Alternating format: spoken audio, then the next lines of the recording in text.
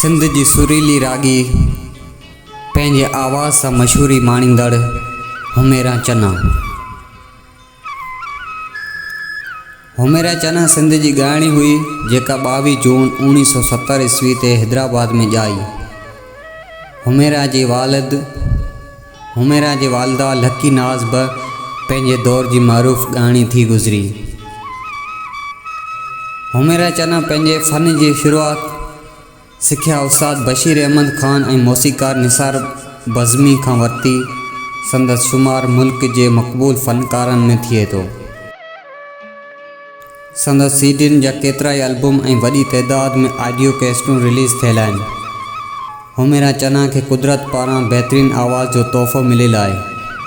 संदसि आवाज़ लता ऐं रोना लैला घणी कुदरत मशाबत रखे थो। हिन सिंधी, उर्दू, पंजाबी ऐं सिराइकी ॿोलियुनि में हज़ारें गीत गज़ल ॻाया आहिनि। हिन सिंधी, उर्दू ऐं पंजाबी फिल्मुनि लाइ बि गीत ॻाया आहिनि।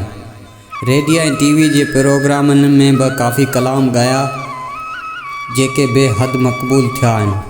हुमेरा चन्ना खे पाकिस्तान फिल्म इंडस्ट्री जी बहितरीन प्लेबैक सिंगर तौरु केतिरा अवार्ड बि मिलिया आहिनि।